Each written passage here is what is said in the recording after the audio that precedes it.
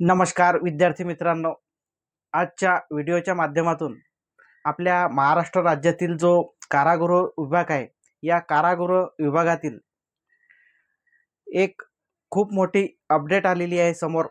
ती अपडेट म्हणजे अशी की येणाऱ्या काळामध्ये महाराष्ट्र राज्यात या कारागृह विभागातील आपले जे पोलीस कॉन्स्टेबल आहे यांचेच नाही तर जे आपले तुरुंग अधिकारी असतात श्रेणी 2 यांना दुसऱ्या भाषेमध्ये जलर 2 श्रेणी 2 मधलं हे पद येतं। म्हणजेच काय, आपलं जे बाहेरचं जे PSIचं पद राहतं, सिटी पोलीसमध्ये जे PSI राहतात, तर सेम त्यांच्यासारखंच हे पद आहे कारागृह विभागामध्ये। तर यांची सुद्धा याड लवकरच येणार आहे। आता नुकतंच मिळालेल्या माहितीनुसार ही माहिती अशी आहे की आपल्या महाराष्ट्र राज्यातील जे न्यायालय आहे, त्या न्यायालयाने या विभागातील जे वरिष्ठ अधिकारी आहेत, जे वरिष्ठ IPS लेवलचे अधिकारी आहेत, ते म्हटलं म्हणजे IG साहेब असतील किंवा ADG साहेब असतील किंवा या खात्याचे गृह विभागाचे मुख्य सचिव असतील किंवा त्याचे उपसचिव असतील, तर यांना त्या ठिकाणी माहिती विचारलेली आहे की येणाऱ्या काळामध्ये जे तुम्ही भरती राबवणार आहे ते केव्हा राबवणार आहे आणि कशा पद्धतीने राबवणार आहे। तर याचं उत्तर त्यांनी येत्या 5 तारखेपर्यंत, म्हणजेच हा मे महिना चालू झालेला आहे, तर 5 मे पर्यंत त्याचं त्या ठिकाणी उत्तर मागितलेलं आहे।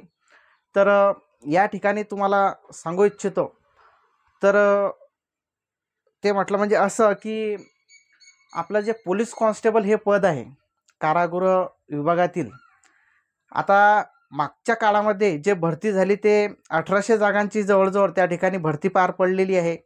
म्हणजे भरती पूर्ण पार पडलेली नाही आहे, त्याच्यातली काही भरती चालू आहे। उदाहरणार्थ आपलं जे पुणे विभाग आहे, पुणे विभागाची कारागृह विभागाची जे भरती आहे ते भरती प्रक्रिया चालू आहे, त्याचा अंतिम निकाल लागणारच आहे लवकर।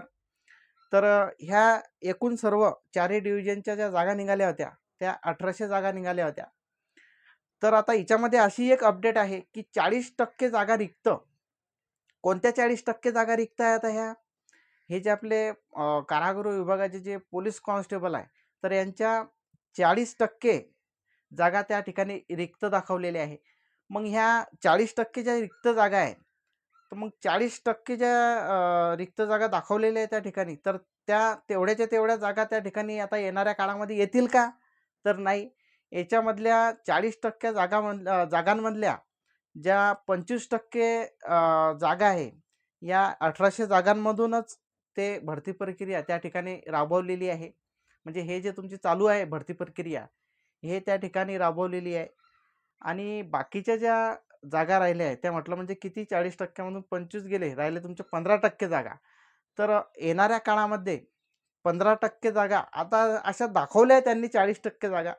तर काळाच्या ओघात लोकसंख्या वाढत असते, कारागृहामध्ये कैद्यांची संख्या वाढत असते।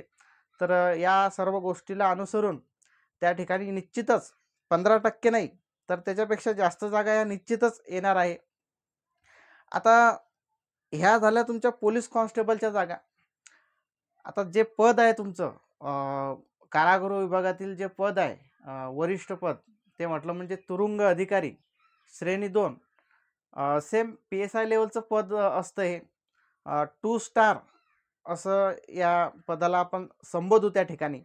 तर यांच्यासुद्धा जागांची याड येणार आहे, यांच्यासुद्धा जागांची अपडेट आपल्यापर्यंत आलेली आहे। तर ह्या जागा जवळजवळ 250 ते 300 पर्यंत जागा ऑल महाराष्ट्र ह्या निघण्याची शक्यता आहे। आता तशा ज्या या पदाबद्दल ज्या हालचाली आहे, ह्या हालचाली युद्ध पातळीवर चालूच आहे। त्यांनी त्या ठिकाणी एक समितीसुद्धा गठीत केलेली आहे आणि त्या समितीचं युद्ध पातळीवर त्या ठिकाणी काम चालू आहे। त्या कामालाच आपण समोर ठेवून त्यांच्या समितीच्या या ठिकाणी लवकरच तुरुंग अधिकारी श्रेणी 2 किंवा आपण जलरसुद्धा त्या पदाला संबोधतो, तर यांची त्या ठिकाणी जाहिरात येणार आहे. तसेच जे आता सरळ सेवेने तर जाहिरात येणारच आहे त्या ठिकाणी, पण तसेच जे आपली डिपार्टमेंटल परीक्षा असते जलर या पदाची, तर त्याच्यासुद्धा जागा येणार आहे. म्हणजे दोन्ही जाहिराती, त्या सरळ सेवेची जाहिरात आणि डिपार्टमेंटची जाहिरात, या दोन्ही जाहिराती सोबतच त्या ठिकाणी येणार आहे.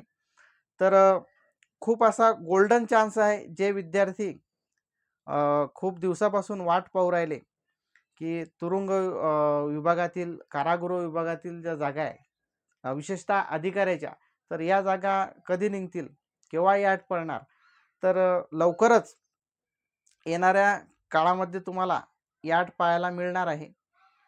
आपल्या महाराष्ट्र राज्यामधील जो कारागृह विभाग आहे, या कारागृह विभागाच्या विशेषतः आता कॉन्स्टेबलच्या भरत्या मागच्या 7-8 वर्षामध्ये बऱ्याच वेळा कॉन्स्टेबलच्या भरत्या निघाल्या, परंतु अधिकारी या पदाच्या ज्या भरत्या आहे, आतापर्यंत म्हणजे 2013 पासून आतापर्यंत तरी कोणत्याही प्रकारची तुरुंग अधिकारी यांची ॲड आलेली नाही आहे.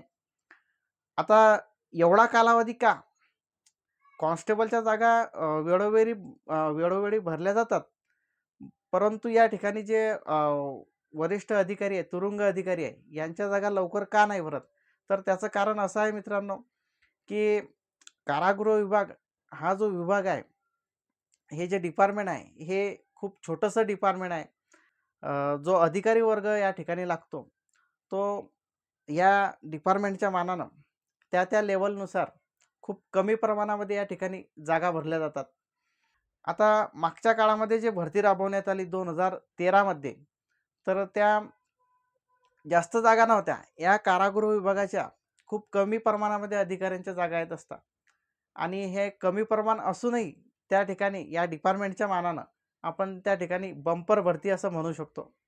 आता 250 ते 300 जागांपर्यंत भरती येणार आहे अशी अपडेट आहे. तर ह्या ज्या जागा आहे, म्हणजे जवळजवळ 300 पर्यंत आपण जागा पकडू, त्या डिपार्टमेंटच्या मानानं या ठिकाणी ज्या जागा आहे त्या भरपूर प्रमाणात आहे. तर हे झालं अधिकारी यांचं स्पष्टीकरण, की नेमक्या जागा एवढ्या कमी का? बंपर भरती सांगताय, परंतु एवढ्या कमी का? तर हे झालं अधिकाऱ्याचं. त्याच्यानंतर कॉन्स्टेबलचं तुम्हाला सांगतो. आता कॉन्स्टेबलचं जे महाराष्ट्र पोलीसची ॲड येत असते किंवा भरती निघत असते, त्यामध्ये चालक असेल, SRPF असेल, तर या ॲडबरोबर महाराष्ट्र कारागृह विभागाची कॉन्स्टेबलची ॲड प्रत्येक वर्षी येतच असते. काही ना काही त्या ठिकाणी जागा असतातच. आता मागचीच भरती 1800 जागांची त्या ठिकाणी भरती राबवण्यात आली. ते भरती प्रक्रिया चालूसुद्धा आहे. आता त्याच्यामधील त्या 40% 15% जागा ह्या रिक्त आहे कॉन्स्टेबलच्या.